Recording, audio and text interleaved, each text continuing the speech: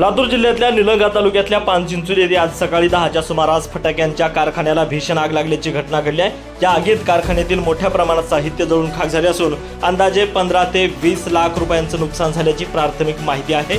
आग लागल्यानंतर परिसरात एकच खळबळ उडाली होती। सुदैवानं आग लागली तेव्हा कारखान्यात कोणताही कामगार उपस्थित नसल्याने मोठी जीवितहानी टळली आहे।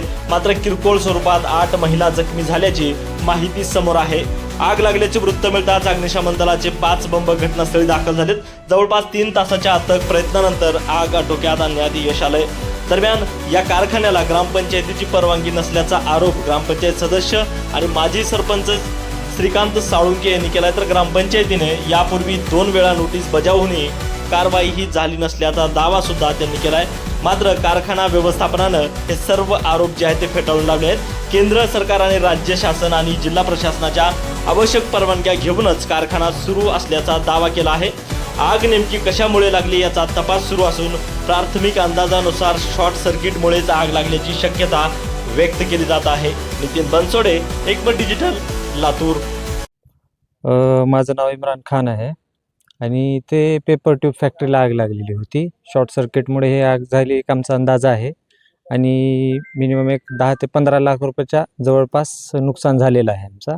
आणि 4 ते 5 अग्निशामकच्या गाड्या आल्या आणि आग पूर्ण आटोक्यात आलेली आहे। आता काही म्हणजे जास्त असं काही झालेलं नाहीये नुकसान।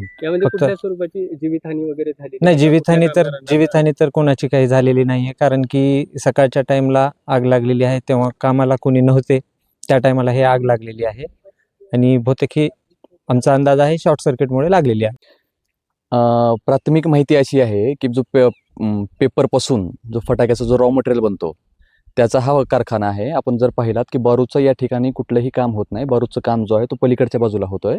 आणि प्राथमिक माहिती अशी आहे आमच्याकडे की सकाळी शॉर्ट सर्किटमुळं या ठिकाणी एका पेपर्सला आग लागली आणि त्या आगीमुळं ती अनियंत्रित झाली। त्याच्यामुळे पूर्ण फॅक्टरीमध्ये जे इथले आहे ते आग नियंत्रणात आली नाही। तात्काळ आम्ही अग्निशामक दलांना सगळ्यांनी मिळून संपर्क केला। निलंगा अग्निशामक, लातूर, औसा या तिन्ही अग्निशामक दलांनी वेळेवर धाव घेऊन या ठिकाणी आले। जास्त काही नुकसान न होता जवळपास मशीनी एक 10-15 लाखाच्या, 10-12 लाखाच्या आणि माल जवळपास 5-7 लाखाचा असा होता। त्यामुळे जास्त नुकसान झालं नाही। आणि यापेक्षा महत्त्वाची बाब म्हणजे अशी आहे की कोणत्याही व्यक्तीला किंवा कोणत्याही महिलेला या ठिकाणी इजा झाली नाही। हा आमच्यासाठी सगळ्यात मोठी गोष्ट आहे। जे की सकाळचं कामाचा वेळ होता, त्या कामाच्या वेळेमध्ये एक जवळपास 10 ते 12 महिला या ठिकाणी आलेल्या होत्या। 5-6 मध्ये होत्या, 7-8 महिला मध्ये होत्या आणि बाकीच्या महिला बाहेरचं थोडंसं मटेरियल ते मध्ये घेत होते।